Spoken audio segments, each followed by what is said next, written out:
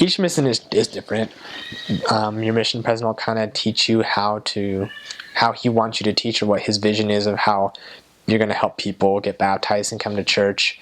But I would say just always follow your mission president. I had some zone leaders and some other leaders while I was getting trained and going up that were they would pressure you in doing things like, oh, they've been to church, so it's okay, just baptize them, or just we'll teach them all the lessons at one time. They would go against what the mission president said, and they would convince you that it was okay, but I would always just go with the mission president. So that just cleared a whole ton of problems, at least in how was in my mission. I don't know how it was in other missions, but my mission was very disobedient. A lot of the elders didn't follow the rules, and would still baptize a lot, because there's a ton of people that you baptize a lot of people, and so they would think it's fine.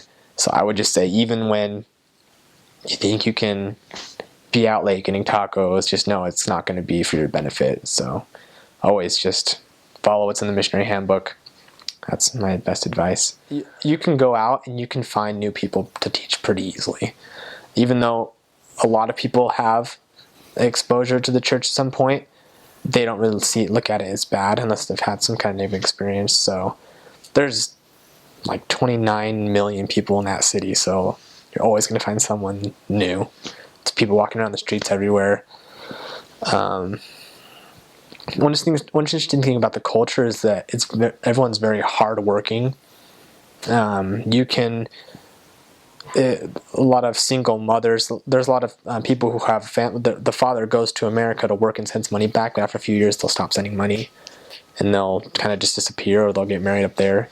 And so a lot of what happens is the wife has to work. She has to provide for her kids. So even if it's just opening the door and sticking a table with bubble gum on it, like, she will do anything to like keep going and provide for her family and make enough to at least buy some tortillas and salsa so that they can eat every day. So I really appreciate that about people there. They're very hardworking. But a downside of that is that they don't want to go to church because they work on Sundays. So it's kind of difficult. That's probably the biggest hindrance, is getting people to come to church on Sunday. If you can get them to come to church on Sunday consistently, you've got them. So don't Bible bash. When you get good at like speaking the language and teaching, you want to like go fight those evangelicals because you know they're wrong, but it's just never, they're not going to budge. So don't waste your time spending 2 hours outside the door just like fighting with them about who's right and about little doctrine things. If you need to, be prepared for that, because I remember the first time we went knocking doors, not the first time, but it was the first time I kind of felt humiliated. I was training, I had like 6 months barely in the mission. I didn't really speak the language that well. I could do fine, but we were knocking doors in the street. My first time being a senior companion, so I really didn't know what I was doing as well. So I knocked on this guy's door, and we would start our approach by asking a question, like, did you know that Christ came to the Americas, or something like that?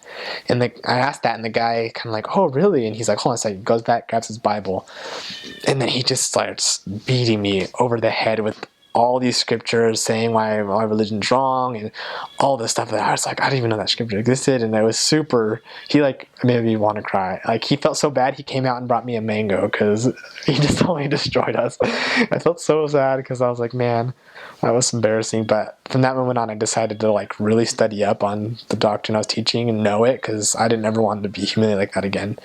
And after that, it got better. But yeah, kind of avoid unnecessary conflict, because it's not worth it. And there will always be someone that knows more than you.